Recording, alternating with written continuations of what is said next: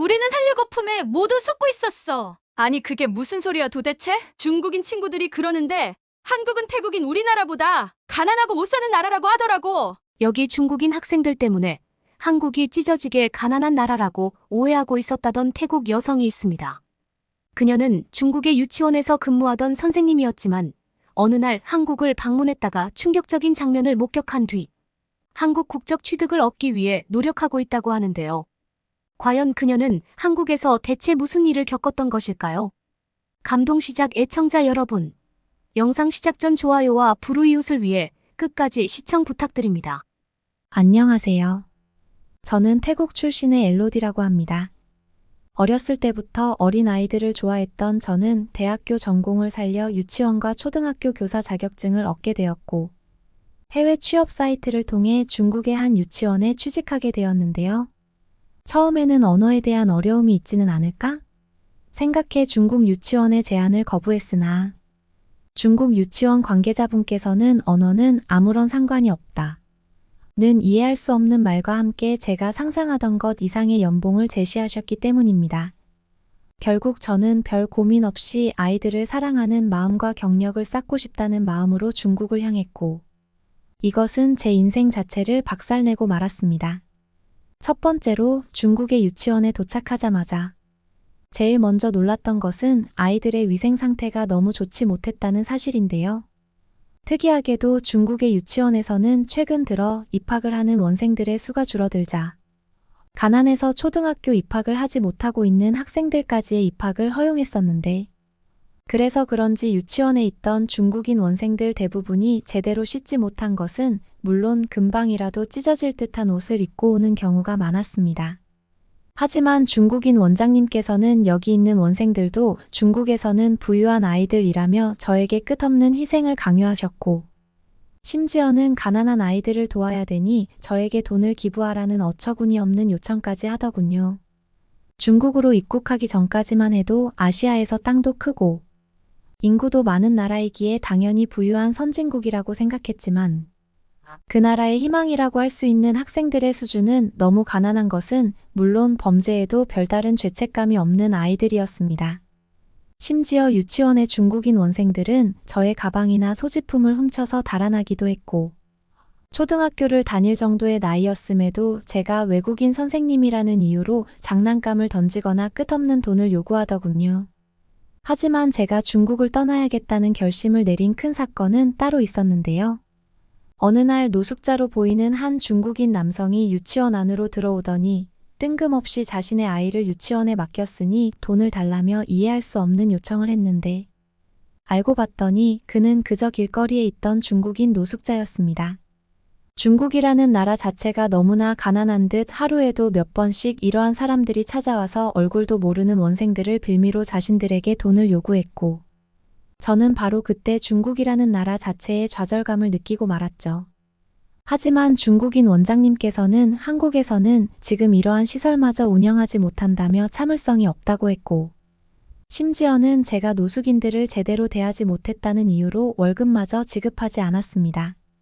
알고 봤더니 중국인 원장님은 처음부터 저에게 월급을 주려는 생각 자체가 없었고 중국의 길거리에는 무너져버린 경제 상황으로 인해 젊은 노숙자들이 가득한 망해버린 나라였죠. 그렇게 저는 월급도 받지 못한 채 다시 해외 취업 사이트에 이력서를 올렸고 너무나 우연하게도 원장님이 그렇게나 많이 비교하시던 한국의 유치원에서 이직 제안을 받을 수 있었습니다. 사실 한국에 대해 전혀 몰랐던 저는 또다시 언어에 어려움이 있지는 않을까?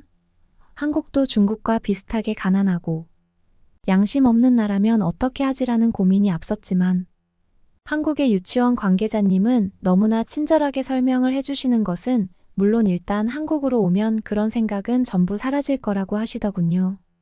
결국 숙소까지 제공해 주겠다는 말에 결심을 한 자는 한 번 더 속아보자는 마음으로 한국으로 향했고 중국에 도착하고 약 3개월 뒤 한국 공항에 도착할 수 있었습니다. 그런데 공항에 도착하자마자 확인할 수 있었던 광경은 제가 살아오던 인생 자체를 부정하고 말았는데요. 인천공항 통로 곳곳에는 누가 봐도 어린 한국인 학생들이 아무런 보호자 없이 혼자 돌아다니고 있었고 평소 유치원 교사로 일해오던 저에게 이것은 문화 충격에 가까웠습니다. 실제로 한국에 오기 전 근무했었던 중국만 하더라도 길거리에서 아이들이 혼자 돌아다니고 있으면 곧바로 근처 중국인 노숙자들이 다가오기에 저는 항상 그러한 위험 상황을 방지했었는데 이상하게도 한국은 아이들이 혼자 돌아다니는 것은 너무나 쉽게 볼 수 있었죠. 그리고 얼마 지나지 않아 저는 이러한 한국의 모습이 진정한 선진국, 시민의식이 있었기에 가능하다는 사실을 곧바로 깨달을 수 있었습니다. 공항에 있던 한국인들은 혼자 있는 어린아이를 발견하자 곧바로 다가가 친절하게 부모님에 대한 질문을 하는 것은 물론 아이들이 좋아하는 먹을 것을 주며 아이의 부모님이 올 때까지 옆을 지켜주는 모습을 볼 수 있었기 때문이죠. 중국에서는 아이들이 혼자 있는 장면을 보면 무조건 신고부터 하라는 상식이 있을 정도로 국가적 치안에서 너무나 좋지 않은데 한국은 아예 이러한 후진국 중국의 취향과는 차원이 달랐습니다. 또한 한국의 놀라움은 여기서 끝나지 않았는데요. 한국에 도착하고 약 30분 뒤 저는 미리 합격했었던 유치원 관계자분을 공항에서 만날 수 있었습니다. 자신의 이름을 다연이라고 소개한 한국인 여성분은 자신도 같은 국공립 유치원에서 근무를 하고 있는 선생님이라고 했고 본격적인 근무가 시작되기 전 저의 숙소 안내와 함께 한국에 대해 알려주겠다는 제안을 하시더군요. 다연 씨는 공항 근처를 걸으며 구경하다가 자신의 차를 타고 가자고 했고 저는 다연 씨를 따라 공항 출구로 나온 순간 기겁하고 말았습니다. 놀랍게도 공항 출구에는 수십 대의 공용 자전거들이 배치된 것은 물론 이러한 자전거들에 편리하게 바람을 넣을 수 있는 공기주입기까지 설치되어 있었기 때문인데요. 처음에는 당연히 유료로 이용하는 줄 알았으나 다연 씨는 공기주입기와 공용 자전거 모두 이곳에서는 무료로 이용할 수 있다는 믿을 수 없는 설명을 했고 이에 더해 어린이용 자전거까지 갖춰져 있는 모습은 저의 상식이 흔들릴 정도였습니다. 단순하게 부유한 나라라면 절대 실행할 수 없는 공항 인프라 시스템이었지만 놀랍게도 한국인들은 이미 이러한 인프라가 익숙한 듯 그 누구도 자전거를 훔쳐가지 않았죠. 실제로 제가 근무를 했었던 중국에서는 최근 들어 공용자전거 대여 시스템이 늘어나고 있기는 하지만 대부분의 경우 자전거들이 하루 만에 파손이 되거나 자전거의 바퀴를 팔아치우는 중국인들 때문에 이러한 인프라 실행 자체가 불가능한데 이미 한국은 오래전부터 이러한 인프라 서비스가 있던 것은 물론 최근에는 전기자전거로까지 그 사회적 영역이 넓혀지고 있었습니다. 특히나 어린아이들과 가깝게 지내는 직업적 요인 때문인지 너무나 세심하게 준비되어 있는 어린이용 자전거는 눈으로 보면서도 믿어지지가 않았고 제가 태어난 태국에도 당장 도입해야 할 말도 안 되는 선진 시스템이었습니다. 깜짝 놀라는 저의 표정이 다연 씨는 오히려 공공자전거를 훔쳐가는 중국인들이 이상한 사람들이라며 저를 위로했고 한국에서는 누구나 적은 비용이나 무료로 자전거를 탈 수 있으니 앞으로 출근할 때는 자전거를 이용해보라는 팁까지 주시더군요. 심지어 한국은 자전거의 대여와 반납도 휴대폰 어플로 가능한 시스템이 준비되어 있었는데 이것 또한 너무나 편리해서 저는 왜 그동안 후진국, 중국을 선진국이라고 생각하고 한국과 비교를 해왔을까? 라는 후회감이 몰려오기도 했습니다. 짧은 공항 주변의 산책이었지만 저는 아주 작은 경험으로도 한국이 배울 점이 너무나 많은 선진국이라는 사실을 뼈저리게 느낄 수 있었고 앞으로 제가 근무할 한국의 유치원이 너무나 궁금해질 지경이었죠. 그리고 역시나 다연 씨의 안내를 받고 도착한 한국의 유치원은 입구에서부터 기절초풍이었는데요. 일반적으로 중국의 유치원들은 대부분 다 쓰러져 가고 있는 건물의 간의 인테리어만 해서 수십 명의 원생들을 받았는데 놀랍게도 한국의 유치원은 겉보기에는 호텔 건물처럼 느껴질 정도로 호화롭고 거대했기 때문입니다. 심지어 다연 씨는 최근 한국의 유치원들은 대부분 주거단지 바로 밑에 건설되는 경우가 많아 부모들이 이용하기에 더욱 편리하다고 했고 이는 도심지와 완전히 떨어져 운영되고 있는 중국의 유치원과는 개념 자체가 달랐죠. 한국이라는 나라 자체가 얼마나 잘 살고 부유한 나라인지 다연 씨가 소개해준 유치원 건물은 마치 태국의 호텔처럼 느껴질 정도였고 심지어 유치원 내부에서 따뜻한 바닥난방이 되는 온돌은 직접 겪으면서도 충격이었습니다. 사실 중국에서는 추운 겨울이 되어도 가난한 경제 상황 때문에 유치원, 난방 시설이 없어서 감자나 고구마를 쪄서 그때의 수증기로 추위를 달랬는데 한국의 유치원은 그저 평범한 바닥 온도를 틀면 난방이 너무나 쉽게 해결이 되더군요. 또한 한국의 어린아이들은 어릴 때부터 영양 상태가 얼마나 좋은지 중국의 아이들과는 비교되지 않는 체격 조건을 보이고 있었는데 이것만으로도 한국이 현재 왜 세계 최고의 선진국인지 너무나 쉽게 느낄 수 있었습니다. 제가 근무했었던 중국의 유치원은 원장님이 매일 돈을 아껴야 된다는 말을 하시면서 중국인 원생들에게 그저 찐 감자나 고구마만 줬었는데 한국은 전부 영양사님이 원생들의 식단을 직접 관리하시며 태국에서도 먹어보기 힘든 고기 요리들이 꽤나 많이 나오더군요. 제가 자식을 가진 부모라도 당장 한국에서 아이를 낳고 싶을 정도로 한국은 살아가기에 너무나 안전한 시민의식과 치안 시설, 그리고 부유한 도시 인프라를 갖추고 있었고 이는 눈으로 보면서도 믿어지지가 않았습니다. 하지만 다현 씨는 아직 한국의 놀라움은 끝나지 않았다며 저에게 밥을 먹으러 가자고 했고 혹시 라면이라는 것을 들어보았냐는 질문을 하더군요. 사실 한국으로 오는 비행기에 타기 직전 친한 친구에게 저희 사정을 설명했는데 그 친구는 한국에 도착하면 무조건 한국의 라면은 먹어봐야 된다고 했고 저는 그때의 기억을 잊지 않고 있었는데요. 그런데 약 10분 뒤 길거리를 걸어 도착한 한국의 식당 모습에 저는 그만 깜짝 놀라고 말았습니다. 다현 씨는 한국에서는 라면을 전문적으로 판매하는 무인 라면 식당이 있다며 이곳이 바로 그곳이라고 했고 저는 어떻게 식당을 무인으로 운영할 수 있는지 아무리 설명을 들어도 이해가 되지 않았거든요. 그리고 놀랍게도 그 내부로 들어간 순간 저는 믿을 수 없는 한국의 놀라움에 혀를 내두르고 말았습니다. 무인 라면 식당 내부에는 수십 개의 키오스크가 있었는데 단순하게 그곳에서 먹고 싶은 라면을 클릭해 결제한 뒤 알아서 라면을 제조해서 먹기만 하면 되는 너무나 편리한 시스템이었는데요. 하지만 이에 더해 더욱 충격적이었던 것은 바로 식당을 방문하는 한국인들 모두가 질서 있게 차례를 지키며 자신이 먹을 라면을 양심 있게 구매해 조리하고 있었다는 사실입니다. 상식적으로 생각해봐도 만약 중국에 이러한 무인 가게가 있었다면 노숙자들은 물론 일반적인 중국인들까지도 몰려들어서 가게의 라면을 전부 훔쳐갔을 것이 분명한데 식당 내부에 있는 한국인들은 그저 평범하고 조용하게 라면을 먹을 뿐 누구 하나 가게 내부의 물건을 훔쳐가려는 모습을 보이지 않았는데요. 사실 태국에서도 요즘은 길거리 가게들의 도난 범죄가 급증해서 길거리에 경찰들이 항상 상시 대기를 하고 있는데 한국은 길거리에 경찰이 없음에도 불구하고 한국인들의 선진국 시민 의식 때문인지 도난 범죄 자체가 발생하지 않았습니다.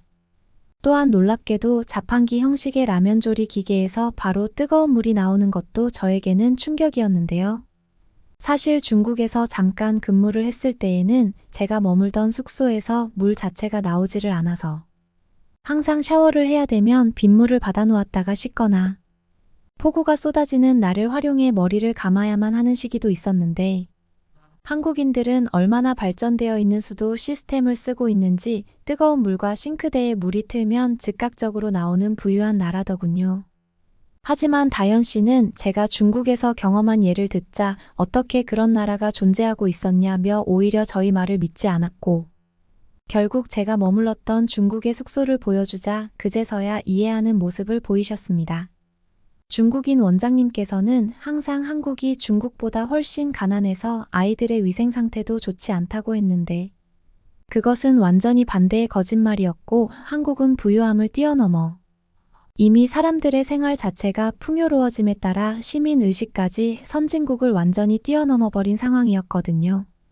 무인 라면 가게에서 먹고 싶은 라면을 알아서 조리해서 먹으니 너무나 편리했고 놀랍게도 중국의 식당에서처럼 쓰레기를 식당 중앙에 버리는 사람들도 없어서 더욱 좋았습니다. 그런데 한국은 아직 보여줄 선진국 놀라움이 남아있다는 듯 저에게 또다시 새로운 모습을 보여줬는데요. 다현 씨는 제게 한국에서 지내는 동안 여기서 지내면 된다며 기숙사를 안내해줬는데 그곳에는 생각지도 못한 엄청난 크기의 건물이 있었습니다.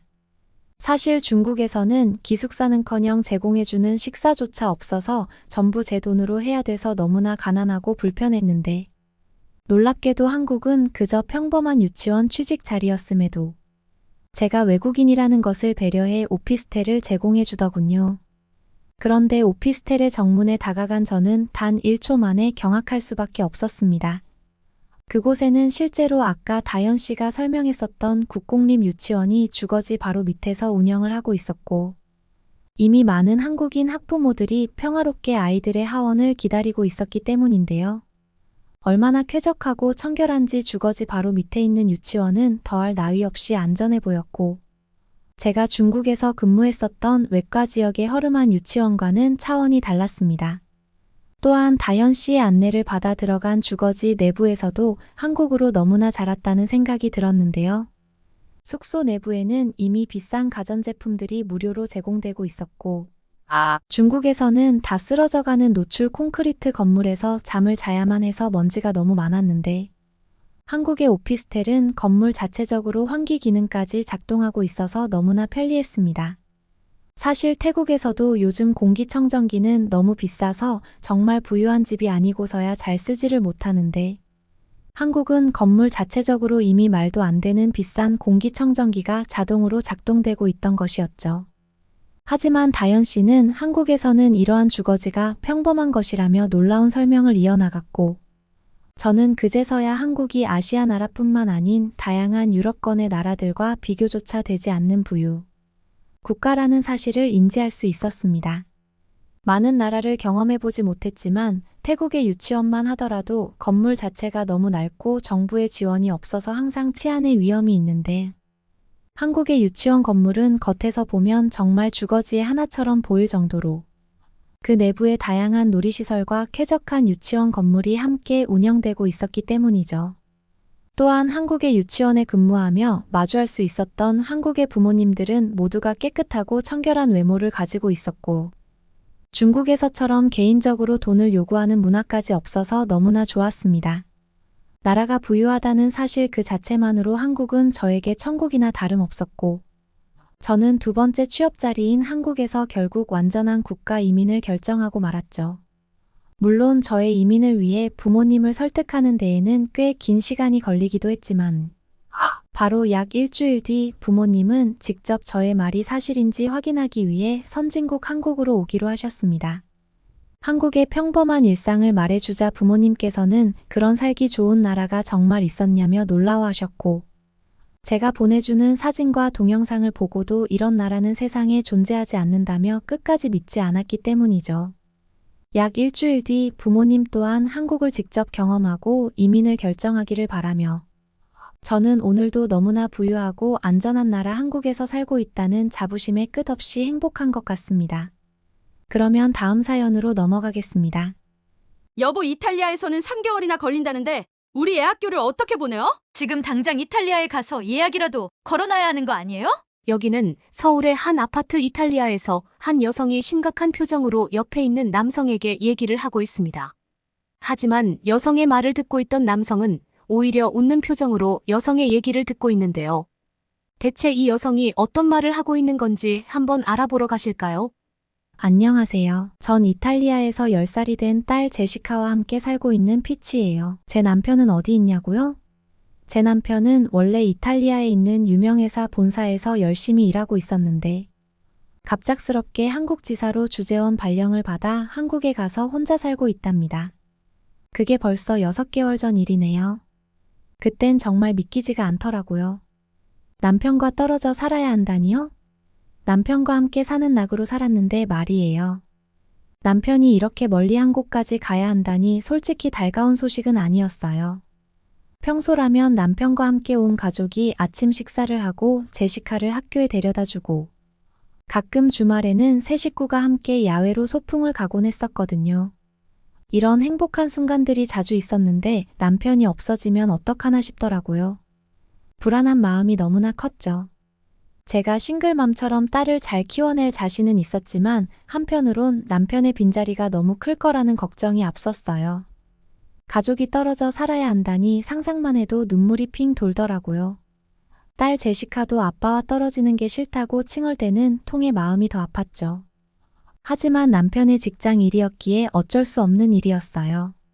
한국으로 주재원 발령을 가면 연봉을 많이 높여준다고 했었거든요. 그래서 더 이상 말릴 수가 없었죠. 남편도 저도 넉넉한 환경에서 제시카를 키우고 싶었거든요.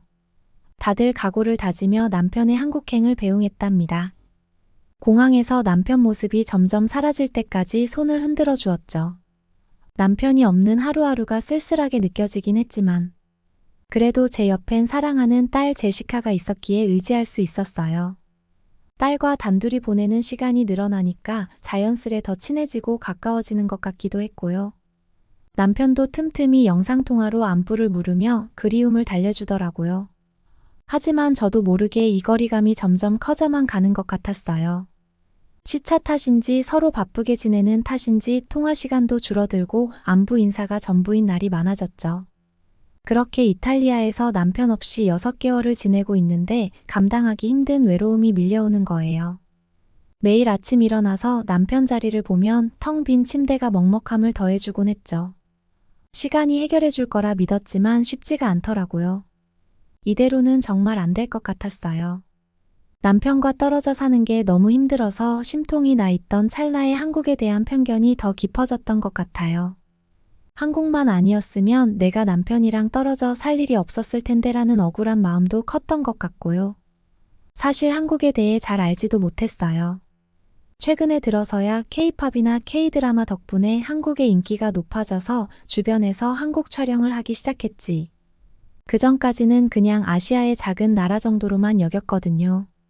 한류 콘텐츠를 통해 한국의 발전된 모습은 봤지만 여전히 이탈리아와 비교하면 개발도상국 수준이라고 생각했어요. 그래서인지 한국하면 떠오르는 이미지는 그저 시끄러운 노래와 유치한 드라마가 전부였죠. 한국에 대한 나쁜 인상은 시간이 지날수록 깊어졌어요. 겉보기와 다르게 보수적이고 위계적인 문화일 거라고 넘겨짚고 있었죠. 그러다 보니 남편이 한국에서 겪을 일상이 과연 행복할까 하는 걱정이 밀려오더라고요.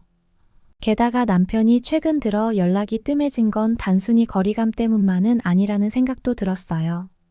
왜 몸이 멀어지면 마음도 멀어진다잖아요. 그러던 어느 날 남편에게 뜻밖의 소식을 전해 들었어요. 원래 1년 일하던 한국 주재원 기간이 3년으로 늘어났다는 거예요. 순간 너무 당황스럽고 화가 났어요. 왜 갑자기 계약 기간이 연장된 거냐고 물었더니 회사 사정상 어쩔 수 없다는 거예요. 3년이라니 도대체 언제까지 남편과 떨어져 살아야 하는 건지 끝이 보이지 않더라고요. 남편에게 이탈리아로 당장 돌아오라고 우기고 싶었지만 남편은 이탈리아로 다시 올 생각은 없어 보였어요.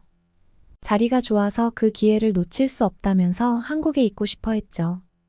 그러면서 저한테 제시카를 데리고 한국에서 살아보는 건 어떻냐고 물어보는 거 아니겠어요? 그 모습을 보니 더 서운하고 화가 나더라고요. 가족보다 일이 더 중요한 거냐고 따지고 싶었지만 입 밖으로 내진 못했어요. 그저 억울하고 원망스러운 마음을 삼키며 전화를 끊었죠. 하지만 가장 속상했던 건 딸 제시카의 교육 문제였어요. 전 이탈리아 학교가 전 세계에서 최고라고 생각하고 있거든요. 그런데 그런 좋은 학교를 두고 아시아의 어떤 나라에서 유학을 하라니 너무 불안했죠. 딸의 미래를 그렇게 맡길 순 없잖아요. 이런 아시아 나라에서 내 딸의 교육을 책임지길 원치 않았어요. 억울해서 남편에게 다시 전화해서 화를 내며 으름장을 놨지만 딱히 대안은 없어 보이더라고요. 점점 답답하고 억울한 감정에 휩싸이기 시작했죠. 바라던 가족의 모습과는 점점 멀어지는 것 같아서 가슴 한편이 텅 빈 것 같더라고요. 이대로 평생 떨어져 살아야 하는 걸까요? 복잡한 생각에 한숨만 푹푹 내쉬었어요. 그렇게 저희 부부는 냉정 관계를 계속 유지했어요. 어느 날 이탈리아의 일상을 보내던 중 뜻밖의 일이 생겼어요. 바로 옆집에 누군가 이사를 온 거예요. 마침 아침 식사를 준비하려던 참이라 현관문을 열자마자 옆집 사람과 마주칠 수 있었죠. 문을 열자 그 자리에 서 있는 동양인 여성의 모습이 눈에 들어왔어요. 살짝 고개를 숙여 인사를 건네더니 환한 미소를 지으며 뭔가를 내미는 거예요. 자세히 보니 손에 들린 건 맛있어 보이는 빵이었어요. 적잖이 당황스러웠지만 예의상 빵을 받아들 수밖에 없었죠. 여성은 자신이 오늘 이사를 왔다며 한국에서 왔다고 소개했어요. 이름은 박채아이라고 하더라고요. 그러더니 한국에는 이사 왔을 때 인사를 하면서 떡을 돌리는 문화가 있다고 설명해 주는 거예요. 하지만 이탈리아 로마에서 한국의 떡을 구하기 쉽지 않아 대신 직접 만든 빵을 나눠주고 싶었다고 하더라고요. 사실 그때까지만 해도 저는 한국 사람들에 대한 편견이 좀 있었어요. 피부가 좀 검은 편이고 옷차림도 촌스러울 것 같고 키는 작으면서 통통하고 눈이 찢어진 모습을 갖고 있는 이미지였다요. 그런데 채아 씨를 보는 순간 제 고정관념이 와르르 무너지는 걸 느꼈어요. 새하얀 피부에 서구인 못지않게 큰 눈망울, 오똑하게 솟은 콧날까지 마치 모델 같은 인상이었다니까요. 키도 170 정도 돼 보여서 아시아인 치곤 큰 편이었어요. 제가 생각했던 한국인과의 겉모습에 괴리감에 놀라 헤매던 찰나 채아 씨가 빵을 먹어보라며 권하더라고요. 호기심에 빵을 한 입 베어 물었는데 태어나서 정말 처음 먹어본 맛이었어요. 이탈리아에서 살면서 빵이란 빵은 다 먹어본 것 같은데 채아 씨가 준 빵은 이탈리아에서 팔지 않는 빵이었죠. 빵을 본뜬 건 낙엽의 모양새였는데 가운데에 소시지가 쏙쏙 들어가 있는 게 너무 귀엽더라고요. 은은하고 달콤한 빵맛과 짭짤한 소시지의 풍미가 배가 되어 중독성 강한 맛을 내고 있었죠. 이런 맛의 조화라니 채아 씨의 빵 만드는 솜씨가 얼마나 훌륭한지 짐작할 수 있었어요. 채린 씨의 정성에 감동한 저는 바로 부엌으로 달려가 평소 즐겨 만들던 스파게티를 접시에 담아가지고 나왔답니다. 토마토 소스를 베이스로 해서 밑에 깔아놓고 그 위엔 계란과 피자, 치즈를 올린 음식이었죠. 채아 씨에게 정성껏 만든 스파게티를 전해주니 고맙다며 활짝 웃어주더라고요. 그렇게 저희는 종종 서로의 음식 문화를 나누고 난 뒤로 훨씬 가까워졌어요.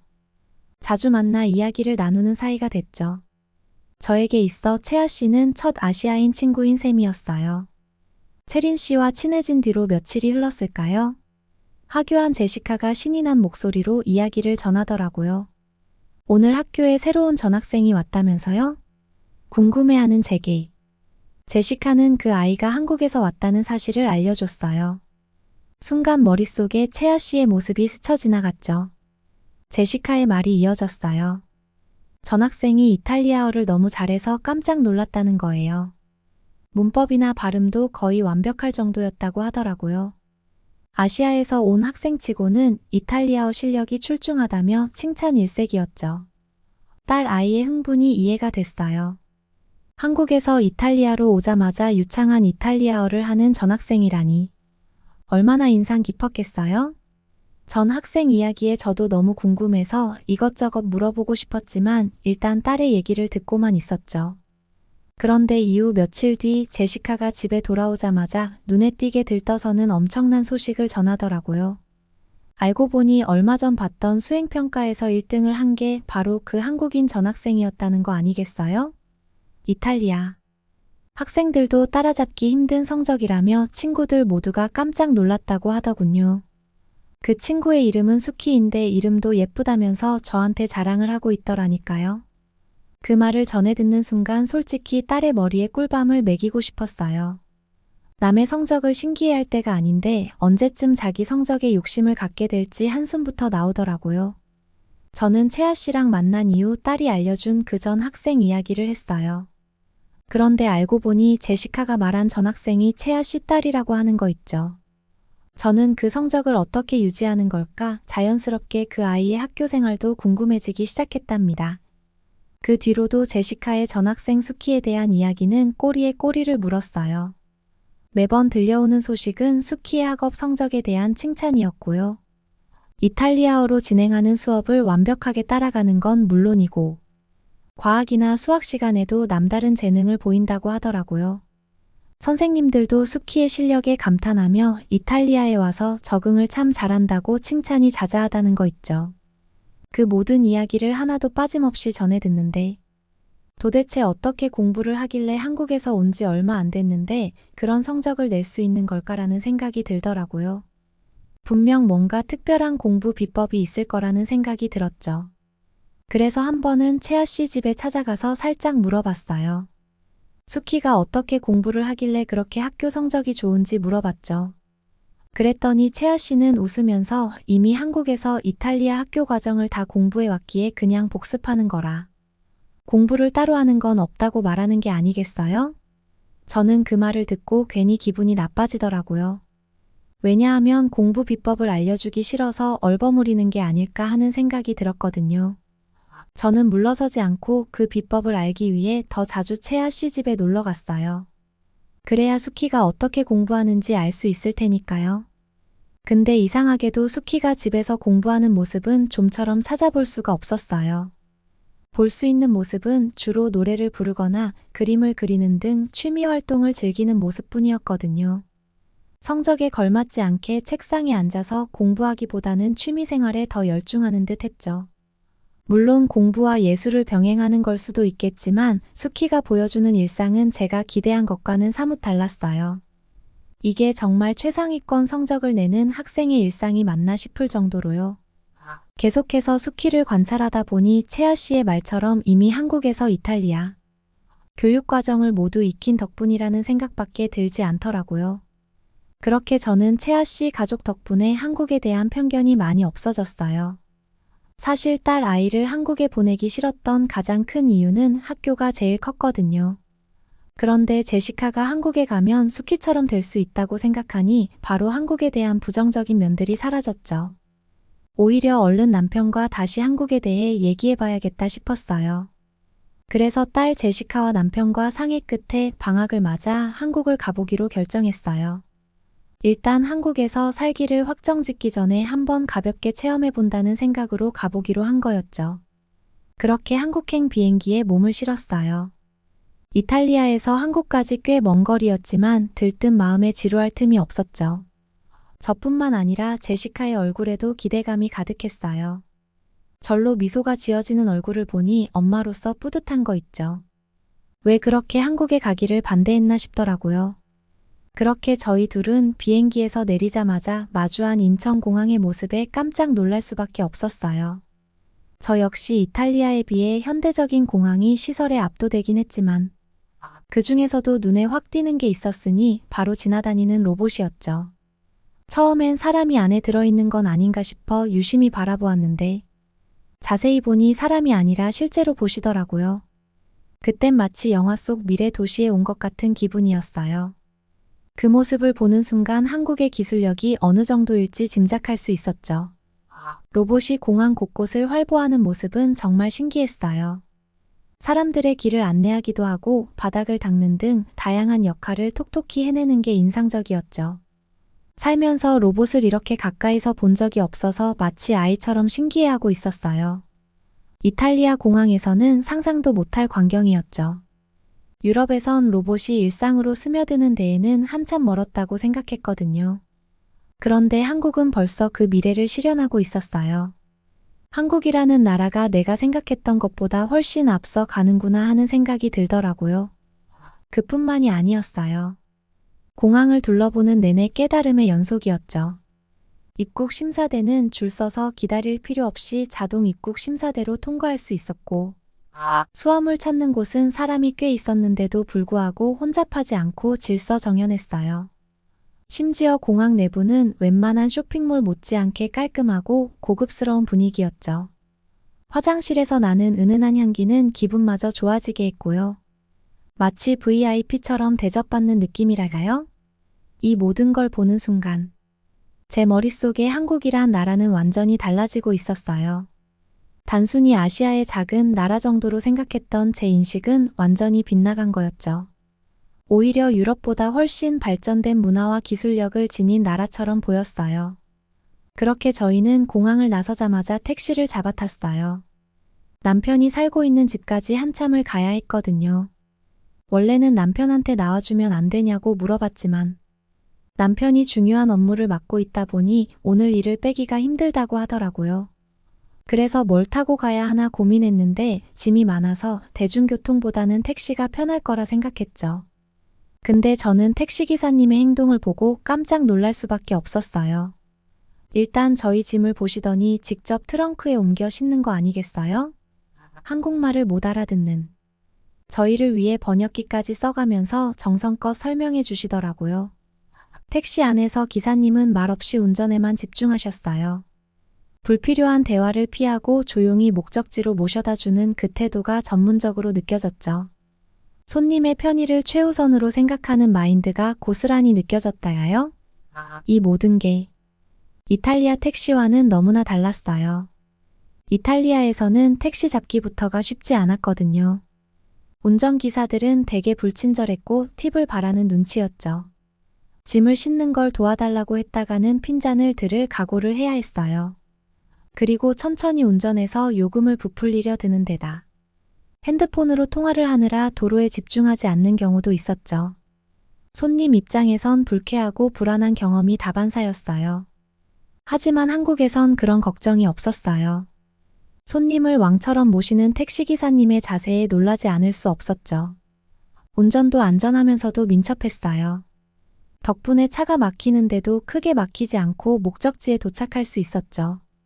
이탈리아에서의 불편했던 택시 경험과 비교되면서 감탄이 절로 나왔어요. 정직하고 성실한 운전 자세, 친절한 서비스 마인드가 녹아있는 한국 택시 문화가 정말 마음에 들었죠. 이런 택시 안에서라면 교통체증쯤은 아무렇지도 않겠더라고요. 기사님의 안전운전을 믿고 차창 밖으로 펼쳐지는 한국의 풍경을 감상할 수 있으니까요. 마음이 편안해지고 여유로워지는 걸 느꼈답니다. 한국에 온 지 얼마 되지 않아 처음 경험해보는 것들 투성이었어요. 그 중에서도 아파트는 저에겐 신선한 충격으로 다가왔죠. 왜냐하면 이탈리아의 아파트와는 차원이 다른 모습이었으니까요. 일단 건물의 규모부터가 달랐어요. 한국 아파트는 고층 빌딩처럼 하늘 높이 솟아 있었거든요. 이탈리아에서는 대부분 5층 내외의 건물에 살았기 때문에 한국의 아파트처럼 10층이 넘어가는 아파트는 상상도 못했어요. 그래서 엘리베이터에 오르는 순간 살짝 두려움마저 느껴졌어요. 엘리베이터가 어떻게 되면 어쩌나 하면서 말이죠. 그렇게 긴장하면서 집 앞에 도착했는데 이번엔 현관문을 여는데 애를 먹었어요. 남편이 열쇠 없이 그냥 비밀번호를 알려줬거든요. 이탈리아에서는 열쇠로 문을 열었는데 그 대신 이상한 숫자를 눌러야 한다니요. 어떤 곳에 열쇠가 숨겨져 있는지를 알려줘야지. 왜 이런 걸 알려주는 거냐며 남편을 원망하기까지 했어요. 설마 한국 집들은 문도 자물쇠로 잠그는 건 아니겠지. 그럼 그냥 벤치로 딸깍 자르면 열 수 있잖아. 도둑이 들기 딱 좋겠는데 하는 불안감에 심장이 쿵쾅거렸죠. 그러다 집 앞에 도착하고 나서야 비로소 숨겨진 열쇠 고모가 없다는 걸 깨달았어요. 그 대신 문에 딱 달라붙어 있는 검은색 기계가 눈에 들어오는 거예요. 처음 보는 물건에 의아한 마음이 들었죠. 이게 뭔가 싶어 막 만져보는데 갑자기 기계에서 불빛이 번쩍 들어오는 게 아니겠어요? 숫자 키패드가 나타난 거예요. 그제서야 문득 남편이 알려준 비밀번호가 떠올랐어요. 호기심 반 긴장감 반으로 번호를 눌러보니 신기하게도 딸깍하는 소리와 함께 문이 열더라고요. 그때 얼마나 놀랐는지 몰라요. 열쇠를 돌리거나 잃어버릴 걱정 없이 그냥 숫자 몇 개만 누르면 집에 들어갈 수 있다니요. 정말 편리하고 안전해 보였죠. 아파트 현관문을 열고 들어서는 순간 저는 또 깜짝 놀랄 수밖에 없었어요. 왜냐하면 생각했던 것보다 훨씬 더 넓은 공간이 펼쳐져 있었거든요. 이탈리아에서 살던 집하고 비교해보니 남편이 한국에서 혼자 지내는 집이 최소 2배는 더 넓어 보였어요. 유럽에선 상상도 못할 크기였죠. 현관문을 열자마자 펼쳐진 넓은 거실과 큰 창문으로 들어오는 햇살이 눈에 띄더라고요. 깔끔하게 정돈된 가구와 인테리어 소품들도 감각적이었고요. 다양한 공간들이 모두 여유롭게 분리되어 있었죠. 이렇게 큰 아파트에 혼자 살 수 있다니 부럽다는 생각이 절로 들더라고요. 딸 제시카와 함께 살 수 있는 이런 공간이 있다면 더할 나위 없겠다 싶었어요. 이탈리아의 아파트는 되게 좁고 칙칙한 느낌이 강한데 여기는 채광도 좋고 공간 활용도 훌륭했거든요. 게다가 수납 공간이 곳곳에 잘 마련되어 있어서 짐을 풀어도 지저분해 보이지 않았어요. 그렇게 한참을 집에 대해서 감탄을 하고 있는데 어느새 남편이 씩 웃으며 들어오더라고요. 그리고는 뒤에서 무언가를 꺼내는데 케이크와 치킨 상자였어요. 저와 딸의 환영 파티를 준비한 거였죠. 케이크는 알록달록한 색감에 부드럽고 달콤한 맛이 일품이었어요. 근데 그보다 더 충격적이었던 건 바로 치킨이었죠. 딸 제시카가 한입 베어 물자 눈이 휘둥그레지는 거예요. 겉은 바삭한 튀김옷으로 감싸져 있는데 속은 육즙 가득한 닭고기가 있다고 하더라고요. 겉은 바삭하고 속은 촉촉한 식감이 혀를 자극하고 짭조름한 소스가 자꾸만 손이 가게 만든대요. 이탈리아에 없는 맛이라며 연신 감탄을 쏟아내는 딸의 모습에 절로 미소가 지어졌어요. 치킨을 먹어본 딸 제시카는 갑자기 한국에 살고 싶다는 생각이 커졌나 봐요. 맛있는 음식이 널려있는 이곳에서 살고 싶다며 입이 마르도록 졸라대는 거예요. 남편도 웃으며 거들어주고 말이에요. 한국에서의 첫날 밤 넓은 공간에서 가족들과 웃으며 파티를 하니 이상하게 편안함이 밀려왔어요. 마치 내 집인 것처럼 아늑하고 포근한 느낌이랄까요. 치킨으로 뱃속을 든든히 채우고 달콤한 디저트로 입가에 미소를 머금은 채 잠들 수 있었어요. 낯선 한국에서의 첫날 이렇게 행복할 줄은 몰랐죠. 앞으로 우리 가족이 어떤 추억을 싸게 될지 벌써부터 설레는 마음을 주체할 수가 없었어요. 한국에서의 일주일은 이탈리아에서의 일상과는 너무나 달랐죠. 매일 눈 뜨면 펼쳐지는 고층 빌딩들의 풍경, 친절하고 따뜻한 사람들의 미소까지 말이에요. 익숙한 듯 낯선 이 나라에서의 시간은 제게 신선한 자극과 깨달음을 안겨다 주었어요. 아무래도 가족과 함께한 덕분이었겠죠. 특히 딸 제시카의 적응력은 놀라웠어요. 마치 이탈리아가 아닌 한국에서 태어난 아이 같았달까요? 길거리 음식을 먹고 한글 간판을 신기해하면서도 금세 익숙해지는 걸 보니 대견스럽더라고요. 그렇게 즐겁고 행복한 일주일을 보내고 있던 어느 날 문득 중요한 고민이 스쳐 지나갔어요. 바로 제시카의 학교 문제였죠. 만약 이곳에서 정착해서 살게 된다면 한국의 교육 시스템에 맞춰 공부해야 할 텐데 낯선 환경에서 과연 잘 적응할 수 있을지 걱정이 되더라고요. 남편에게 이런 걱정을 털어놓자 한국에는 우리 같은 주재원 가족들을 위한 좋은 국제학교가 있다는 거 아니겠어요? 영어로 수업을 하고 있으니 영어를 잘하는 제시카는 걱정할 필요가 없다고 했죠. 그렇게 다행이다 싶었는데 한 가지 걸리는 게 또 있더라고요. 바로 통학 문제였어요. 남편 말로는 집에서 지하철로 2정거장 정도 떨어져 있는 곳에 위치하고 있다는데 딸 아이를 혼자 지하철에 태워보낸다는 게 영 내키지 않았어요. 이탈리아에서는 대중교통보다는 주로 자가용으로 학교를 오갔거든요. 제가 직접 운전해서 데려다 주거나 학교 때 마중 나가는 게 일상이었죠. 딸의 안전이 최우선이었으니까요. 그런데 그런 지하철을 타고 통학을 한다니 불안한 마음이 앞섰어요. 만에 하나 낯선 사람에게 위협을 당하거나 길을 잃어버릴 수도 있잖아요. 게다가 혼잡한 출근 시간에 애 혼자 지하철에 탄다는 건 상상도 하기 싫더라고요. 남편은 저의 걱정을 이해한다면서도 한국의 대중교통은 생각보다 훨씬 안전하다고 했어요. CCTV도 잘 갖춰져 있고 많은 학생들이 대중교통으로 통학을 한대요. 익숙해지면 오히려 편하고 재미있을 거라고 설득하더라고요. 하지만 그때만 해도 선뜻 고개가 끄덕여지지 않았어요. 이탈리아에서의 기억이 떠올랐거든요. 한두 번 지하철을 탔다가 좋지 않은 경험을 했었죠. 이탈리아 지하철은 불결한 냄새에 어둡고 음침한 분위기까지 느껴지거든요. 거기다 소매치기 걱정에 마음 편히 앉아있기도 힘들었고요. 한국 지하철에 딸 아이만 보내면 괜찮을까 하고 괜히 불안감에 떨고 있었죠. 머릿속에선 온갖 걱정이 맴돌았어요. 결국 한국에 정착하려면 지하철 문제부터 해결해야 할 것 같았어요. 하지만 어떻게 이탈리아에서의 불안감을 떨쳐낼 수 있을지 고민이 되더라고요.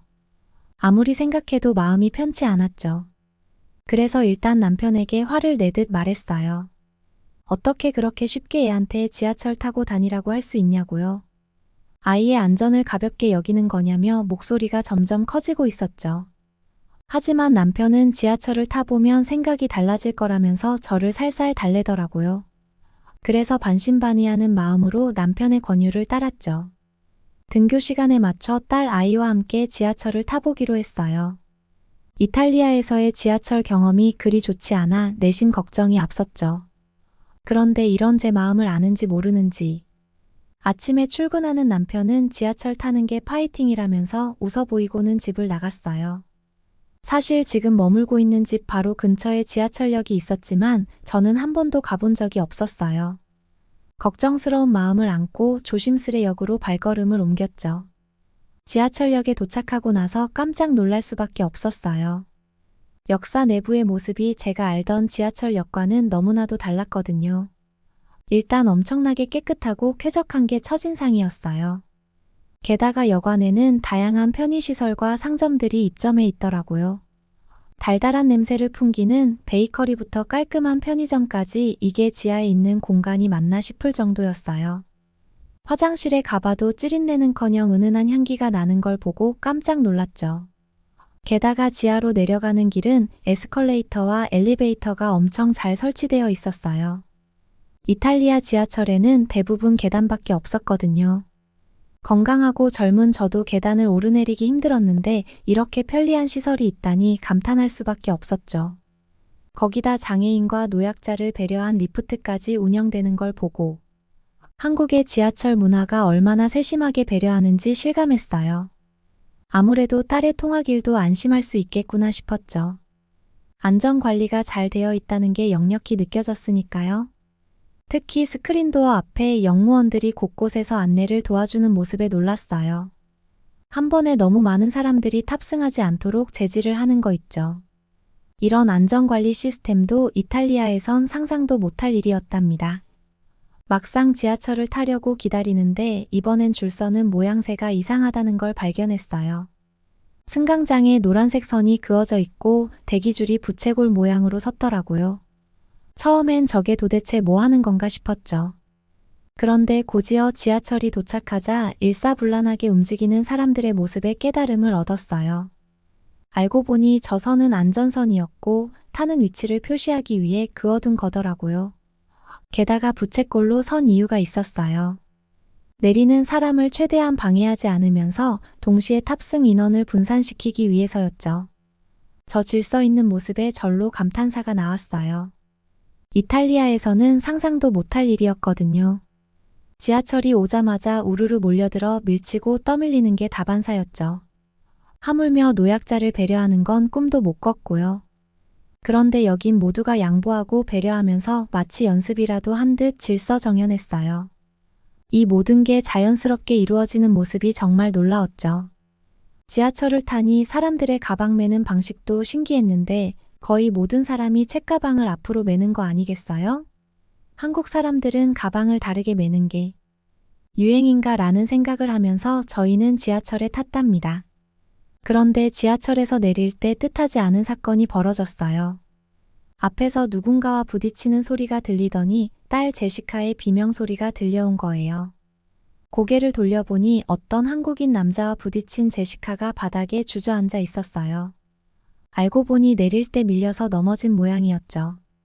그런데 정작 부딪힌 남자는 아무렇지도 않다는 듯이 몰아 중국어로 저희에게 손가락질하면서 지하철에 타버리는 게 아니겠어요. 그 순간. 그 남자가 중국인이라는 걸 깨닫고 얼마나 치를 떨었는지 몰라요. 이탈리아에서도 중국인이 있다 싶은 곳엔 항상 사건, 사고가 많았거든요.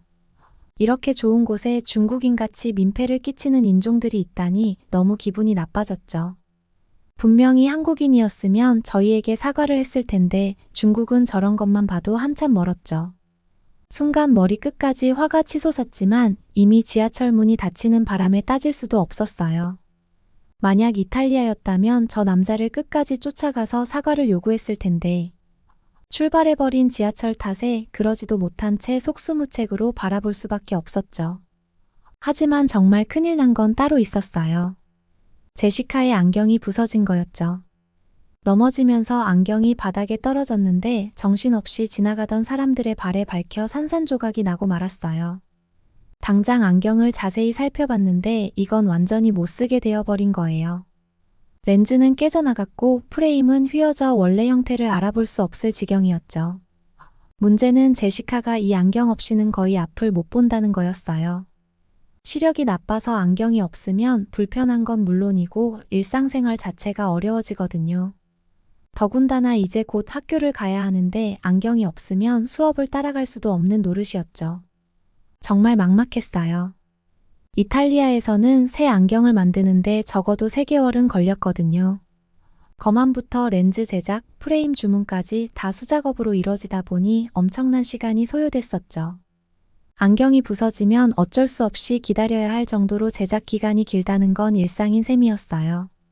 안경 때문에 너무 속상하고 걱정되는 마음에 결국 남편에게 전화를 걸었어요. 당장 내일이라도 이탈리아에 가서 안경을 맞추고 와야 한다고 울먹이며 말했죠.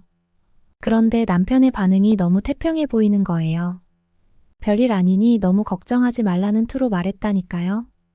이 난처한 상황을 대수롭지 않게 여기는 것 같아 더 황당하고 화가 났어요. 안경이 없으면 딸 아이가 학교에 어떻게 가냐고 다그쳤더니 남편은 일하느라 바쁘다며 집에 와서 얘기하자고만 하는 거예요. 이탈리아에서는 당연히 크게 우려했을 텐데 참 태도가 많이 변했다 싶었죠. 전화를 끊고 나니 한국에 온 뒤로 남편이 좀 달라진 것 같다는 생각이 들더라고요. 예전 같으면 저와 딸을 위해 무엇이든 제일 우선시했을 텐데 요즘은 일 때문에 바쁘다는 핑계로 대화를 피하려 하는 것 같았죠. 이해가 안 가고 서운한 마음에 괜히 짜증만 나더라고요. 하지만 지금은 안경 걱정보다 국제학교를 보러 가야 할 시간이었어요. 여기까지 왔는데 안 보고 갈 순 없었죠. 국제학교에 도착한 순간 눈앞에 펼쳐진 광경에 입이 떡 벌어질 정도로 놀랐어요. 마치 리조트를 연상케 하는 웅장하고 아름다운 건물들. 잘 가꿔진 잔디밭과 꽃밭까지 이탈리아 학교와는 비교도 안 될 만큼 시설이 훌륭했죠. 교내를 둘러볼 수 없어 핸드폰으로 검색하는데 감탄사가 절로 나오더라고요.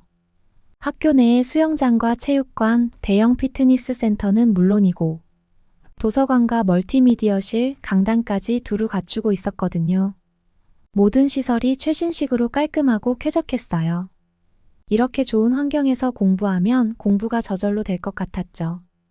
이탈리아에 있는 일반 학교와는 차원이 다른 교육 여건이었어요.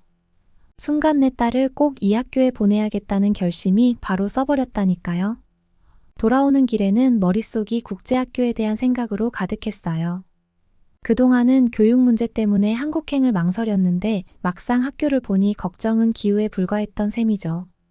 거기다가 채아 씨 딸이 왜 이렇게 공부를 잘했는지 바로 이해가 되더라고요. 당장 남편에게 한국에서 정착해서 살겠다고 말해야겠다는 마음뿐이었어요.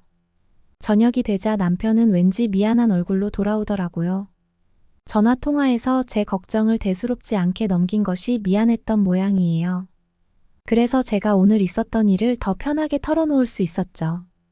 국제학교에 딸을 보내고 싶은 마음과 오늘 지하철에서 있었던 일들을 샅샅이 얘기했어요. 특히 한국 사람들이 왜 가방을 앞으로 메고 다니는지에 대해 묻자 남편은 그제서야 피식 웃더니 그 이유를 설명해 주더라고요. 한국 사람들은 뒤에 맨 가방 때문에 다른 사람에게 피해를 줄까봐 일부러 앞으로 메고 다닌대요. 상대방을 먼저 배려하는 마음에서 나온 습관이라는 거죠. 남편의 말을 듣고 보니 한국인들은 사소한 행동에서 매너가 돋보이는구나 생각했죠. 이탈리아랑은 완전 정반대였어요. 그 밖에도 한국인들의 친절함과 배려심에 감탄했다는 얘기에 남편은 흐뭇해하며 고개를 끄덕였어요. 이어서 제가 안경을 잃어버린 사건을 이야기하자 이어지는 말에 저는 충격을 받을 수밖에 없었습니다. 한국에서는 안경을 제작하는데 이탈리아처럼 오랫동안 기다릴 필요가 없다는 거 아니겠어요? 평소 이탈리아에선 안경 하나 맞추려면 엄청난 시간이 걸려서 제 머릿속엔 안경 제작은 곧 기다림의 연속이라는 생각이 박혀 있었거든요. 그런데 한국은 아닌 거 있죠. 남편 말로는 보통 당일 또는 2일 내로 안경을 찾을 수 있다는 거예요. 이 말을 듣는 순간 저는 긴장이 풀려 주저앉고 말았어요. 남편은 제 반응이 재미있는지 피식 웃으면서 내일 당장 안경점에 같이 가보자고 제안했어요. 새 안경도 맞추면서 한국이 얼마나 빠른지 직접 경험해보라는 거였죠. 다음 날 가족들과 함께 안경점으로 향했어요. 내부가 정말 눈이 부실 만큼 밝은 곳이었죠. 딸 아이를 검안기 앞에 앉히고 안경사 선생님이 날렵한 손놀림으로 몇 번 기계를 돌렸어요. 그 이후에 안경사 선생님이 하시는 말씀을 남편이 해석해줬는데 저는 그 해석을 듣고 깜짝 놀랄 수밖에 없었어요. 아니 안경이 나오는데 30분 정도면 된다는 거 있죠. 눈이 휘둥그레져서 안경사 선생님을 쳐다보니 선생님은 당연하다는 듯 고개를 끄덕였어요. 이탈리아에선 상상도 못할 일이었죠. 게다가 안경을 받아든 후도 놀랐어요. 너무나 가볍고 튼튼한 데다 렌즈와 프레임의 밸런스도 훌륭했거든요. 알고 보니 한국은 안경을 최첨단 설비로 자동화 생산하기 때문에 대량으로 빠르게 만들어낼 수 있고 가격도 저렴하다고요. 이탈리아에서처럼 수작업에 의존하지 않아도 품질은 그에 못지않다는 얘기에 감탄을 금치 못했죠. 눈 깜짝할 사이에 예쁜 안경을 얻게 된 딸 아이의 얼굴에서 미소가 떠날 줄 몰랐어요. 제 마음 역시 한결 가벼워졌죠. 딸과 함께 걸으며 남편과 이런저런 얘기를 나누다 보니 왠지 모르게 한국에 온 것이 잘한 선택이었다는 확신이 들더라고요. 그렇게 저는 어느새 한국에 온 지 1년의 시간이 흘렀어요. 처음엔 낯설고 불편했던 것들이 이젠 익숙해질 만큼 생활에 완전히 젖어들었달까요? 딸 제시카도 국제학교에 잘 적응해서 매일 신나게 학교에 다니고 있어요. 한국 생활의 장점을 꼽으라면 셀 수 없이 많아요. 안전하고 깨끗한 거리며 대중교통 발달된 의료 시스템, 빠른 인터넷 속도까지 말이죠. 그때 남편 말을 듣지 않고 이탈리아에 계속 있었다면 어땠을지 상상하기도 싫어요. 이번에 가족들끼리 봄이 된 기념으로 나들이를 갈까 하는데 추천해 주시면 한번 가볼게요. 여러분은 어떻게 보셨나요? 응원과 격려의 한마디씩을 댓글로 남겨주시기 바랍니다. 사연자분들께 전달해 드리겠습니다. 실제 사연 제보를 받고 있습니다. 채택되신 분께는 작은 선물도 보내드리고 있습니다. 저희의 사연이 여러분의 하루에 작은 힘이 될 수 있었으면 좋겠습니다. 감동적인 사연을 주변 분들과 이야기 나눠보세요. 더욱더 좋은 영상으로 다시 찾아뵙겠습니다.